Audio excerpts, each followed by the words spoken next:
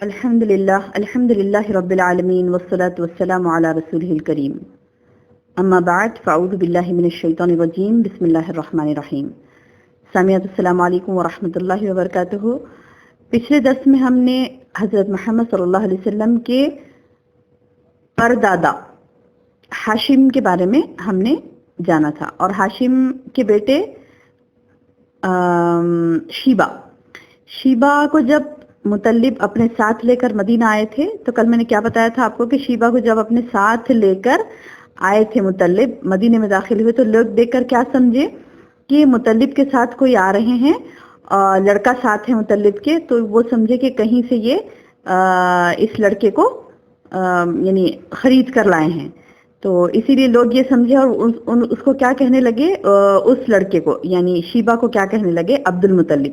عبد کہتے ہیں غلام کو، عبد المطلب یعنی مطلب کا غلام. تو وہ زمانے میں رواج تھا کہ بچوں کو خریدا جاتا تھا، بیچا جاتا تھا، اور دوسرے ممالک کو جب جاتے تو وہاں سے بچوں کو خرید کر لاتے تھے. تو جب مطلب کے ساتھ شیبہ داخل ہوئے مدینے میں، تو لوگوں نے یہ سمجھا کہ یہ مطلب کے غلام ہیں اور آپ کو عبد المطلب کہہ کر پکارنے لگے. تو اتنا مشہور ہو گئی وہ بات عبد المطلب کہ ان کا نام ہی عبد المطلب مشہور ہو گیا. عبد کہتے ہیں غلام کو. تو بہرحال عبد المطلب محمد صلی اللہ علیہ وسلم کے کون تھے؟ دادا. اور عبد المطلب بہت خوبصورت اور عظیم تھے. ان کے دور میں ان کا ہم مرتبہ کوئی نہ تھا. وہ قریش کے سردار اور مکے کے قافلے تجارت کے ذمہ دار تھے، اور جود و سخا کا یہ عالم تھا کہ اتنا زیادہ آپ صدقات و خیرات کرتے کہ آپ کا نام ہی فیاض پڑ گیا تھا. کیا لقب پڑ گیا تھا عبد المطلب کا؟ اور ایک فیاض یعنی بہت زیادہ جود و سخا کرنے والا. اور ان کے دسترخوان کا بچا ہوا یعنی پس خوردہ جو ہوتا تھا وہ مسکینوں، جانوروں اور چڑیوں کو کھانے کے لیے ڈال دیا جاتا تھا. اور ان کے متعلق یہ مشہور ہو گیا تھا کہ انسانوں اور پہاڑ کی چوٹیوں پر وحشی جانوروں اور چڑیوں کو کھلانے والا. یعنی اتنا زیادہ فراغت سے آپ صدقات و خیرات کیا کرتے تھے، اتنا لوگوں کو کھانا کھلاتے کہ وہ بچا ہوا کھانا کئی لوگ یعنی کئی انسان بھی کھاتے، پھر وہ دسترخوان پر جو بچا ہوتا تھا وہ چڑیاں اور جانور بھی اس سے فیضیاب ہوتے. تو سبحان اللہ، آپ اتنے عظیم صفات کے مالک تھے الحمدللہ. تو اسی لیے اللہ پاک نے اور ایک بہت بڑا کام آپ سے یہ لیا کہ آپ زمزم کا کنواں کھودنے کا بھی آپ کو شرف حاصل ہوا. کس کو؟ عبد المطلب کو. انہیں زمزم کا کنواں کھودنے کا بھی شرف حاصل ہوا. اچھا بہنوں، آپ سب کو معلوم ہے کہ زمزم کا کنواں کب برآمد ہوا تھا؟ یعنی اس کنویں کی شروعات، جیسے آپ سب کو حضرت ابراہیم علیہ السلام کا واقعہ معلوم ہوگا کہ جب انہوں نے حضرت بی بی ہاجرہ کو اور ان کے بیٹے، چھوٹے سے بیٹے اسماعیل علیہ السلام کو مکے کی وادی میں جب چھوڑ کر آئے تھے، تو اس وقت یہ تو واقعہ سب کو پتا ہے نا کہ وہاں پر اسماعیل علیہ السلام رو رہے تھے پیاس کے مارے، اور یہ صفا و مروہ کے درمیان گشت لگا رہی تھی، اور اس کے بعد یعنی قافلوں کو ڈھونڈ رہی تھی، پانی کے لیے بے چین تھی. تو اللہ تعالیٰ نے کیا کیا؟ اسماعیل علیہ السلام کے پاس ایک چشمہ جاری کر دیا تھا.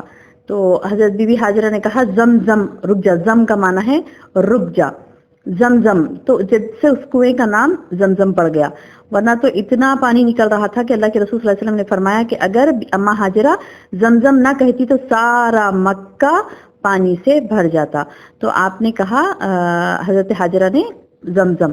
تو یہ زمزم کا کنواں یعنی کئی نسلوں سے چلتا آ رہا تھا، لیکن بنو جرہم نامی ایک قبیلے نے کیا کیا کہ جب وہ مکے سے جلا وطن کر دیے گئے، یعنی مکے سے ان کو نکال دیا گیا تھا، تو انہوں نے کیا کیا؟ اس کنویں کو پاٹ کر دیا، یعنی اس کو ڈھانک دیا، چھپا دیا. تو تقریباً کئی دور تک کے، کئی ادوار تک، کئی پیریڈ تک لوگوں کو معلوم ہی نہیں تھا کہ یہ زمزم کا کنواں یہاں پر ہے. لیکن واقعہ یہ ہوا کہ عبد المطلب کو اللہ تعالیٰ نے خواب میں اس کی جگہ بتلائی اور کھودنے کا حکم دیا. تو انہوں نے کھودا تو وہ پرانا کنواں پھر سے برآمد ہو گیا. تو یہ بھی مبارک کام عبد المطلب کے ہاتھوں ہوا، یعنی زمزم کا کنواں کھودنے کا شرف۔ اس کے بعد بہنوں انہی کے زمانے میں اور ایک چیز ہوئی کہ خانہ کعبہ پر ہاتھی والوں کے حملے کا واقعہ بھی انہی کے دور میں پیش آیا۔ یہ سب حبشی تھے، ان کے سردار کا نام ابرہہ تھا جو یمن پر قابض اور حکمران تھا۔ وہ خانہ کعبہ ڈھانے کے لیے 60,000 کا لشکر لے کر آیا۔ کون؟ ابرہہ 60,000 کا لشکر لے کے آیا، لیکن جب مکے کے مشرق میں، یعنی کہاں تک پہنچا تھا وہ؟ مکے کے مشرق میں مزدلفہ اور مینا کے درمیان ایک وادی ہے جس کا نام ہے وادی محسر۔ کہاں تک پہنچا وہ؟ مزدلفہ اور مینا کے درمیان ایک وادی ہے، وہ وادی محسر، وہاں تک پہنچا کہ اور مکے پر حملہ کرنے کے لیے تیار ہو گیا تھا۔ قریب بھی تھا کہ وہ کعبۃ اللہ پر حملہ کرے، لیکن اللہ تعالیٰ نے کیا کیا کہ اس کے لشکر پر چڑیوں کا جھنڈ بھیج دیا۔ یہ کہاں ہے؟ اس کا ذکر قرآن میں سورۃ الفیل میں۔ سورۃ الفیل میں یہ پورا تفصیلی واقعہ ہے جو لشکر پر اللہ تعالیٰ نے چڑیوں کا جھنڈ بھیج دیا تھا، جنہوں نے اس پر ٹھیکری جیسے پتھر برسائے تھے، اور وہ کیا ہو گئے؟ جیسے وہ کنکریاں ان کے اوپر برسی، آسمان سے چڑیاں اپنے چڑیوں نے اوپر سے کنکر جو پھینکا، تو وہ لشکر جو ہاتھی کے اوپر لوگ بیٹھے ہوئے تھے، اور بہنوں وہ ہاتھیوں کا حال ایسا تھا کہ اتنے بڑے بڑے ہاتھی تھے وہ کہ پہلی بات تو مکے والوں نے کبھی ہاتھی دیکھا ہی نہیں تھا۔ ہاتھی ان کے پاس تو نہیں پایا جاتا مکے میں اس کے اطراف و اکناف میں ہاتھی نہیں پایا جاتا، لیکن انہوں نے یمن سے جو ہاتھی آئے تھے تو انہوں نے پہلی مرتبہ ہاتھی کو دیکھا، اور وہ بھی اتنے بڑے بڑے ہاتھی، پھر اس پر آدمی بیٹھے ہوئے، اور وہ حملہ کرنے کے لیے آئے۔ تو سبحان اللہ، یہ پورے عبد المطلب اور ان کے ساتھ پورے جو مکے کے لوگ تھے تمام بھاگ کے جا کے پہاڑی پر چڑھ گئے اور اللہ تعالیٰ سے گڑ گڑا کر دعائیں مانگنے لگے کہ اللہ تو اپنے گھر کو بچا لے، ہمارے پاس طاقت نہیں ہے کہ ہم اس گھر کو بچا سکیں۔ وہ ایسے لشکر لائے ہیں جس کو ہم نے پہلی مرتبہ دیکھا۔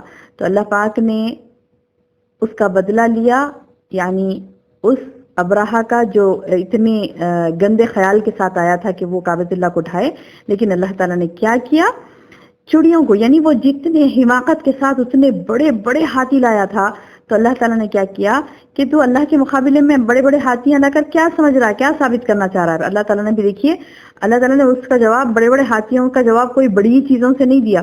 اللہ پاک نے ایک چڑیوں میں سے بھی ایک چھوٹی سی چڑیا جو بالکل، یعنی وہ جو جھنڈ کے شکل میں گھومتے ہیں، یعنی انڈیویجول نہیں پھرتے وہ چڑیاں، بالکل جھنڈ کے شکل میں، بالکل چھوٹی سی چڑی ہوتی ہے وہ، تو وہ چڑیاں اللہ تعالیٰ نے ان چڑیوں کو، وہ برڈز کو آسمان سے بھیجا، اور وہ چڑیاں اپنے کئی روایت میں آتا ہے کہ انہوں نے اپنے منہ میں کنکری پکڑی تھی، کئی کہتے ہیں کہ انہوں نے اپنے پیروں میں کنکری پکڑی تھی، بہرحال انہوں نے کنکریاں تھامے ہوئے تھی وہ چڑیاں، اور وہ کنکریاں ان کے اوپر پھینکے۔ دیکھیے کتنی چھوٹی سی کنکری تھی ہوں گی جو چڑیوں کے منہ میں یا ان کے پیروں میں پکڑی ہوئی تھی، وہ چھوٹی سی چڑی کے ذریعے سے اللہ نے عذاب نازل کیا، اور ان کے ہاتھوں، ان کے منہ میں یا ہاتھوں میں بالکل چھوٹی سی کنکریاں تھی، تو وہ کنکریوں میں اللہ تعالیٰ نے اتنا زیادہ پاور رکھا تھا کہ جیسے ہی وہ ٹھیکری یا وہ کنکری جو ان کے اوپر گرتی تھی، یعنی ایک ایک شخص پر گرتی، تو وہ کھائے ہوئے بھس کی طرح ہو جاتے، یعنی بھوسا جو ہوتا ہے نا، مطلب کھانے کے بعد جو چارہ بچ جاتا ہے، جانور کھانے کے بعد جیسے چارہ بچ جاتا ہے بھوسا، تو وہ اس طرح سے ہو گئے تھے، یعنی ہاتھی بھی جل کے راکھ خاک ہو جاتا تھا، اور وہ اشخاص بھی جو یعنی مکے کو ڈھانے کے لیے، کعبۃ اللہ کو ڈھانے کے لیے آئے تھے، وہ پورے کے پورے بھس ہو گئے۔ تو یہ واقعہ آپ صلی اللہ علیہ وسلم کی پیدائش سے 55 یا 50 دن پہلے ہوا تھا۔ کتنے دن پہلے؟ 55 یا 50 دن پہلے ہوا تھا۔ تو انشاءاللہ یہ تھا سیرت النبی کا ایک چھوٹا سا پہلو۔ انشاءاللہ اگلے دن ہم اور معلومات کے ساتھ انشاءاللہ اپنی محفل کو سجائیں گے انشاءاللہ۔ اللہ تعالیٰ سے دعا ہے کہ اللہ تعالیٰ ہمیں نبی صلی اللہ علیہ وسلم کی سیرت کو یاد کرنے کی توفیق عطا فرمائے۔ السلام علیکم ورحمۃ اللہ وبرکاتہ۔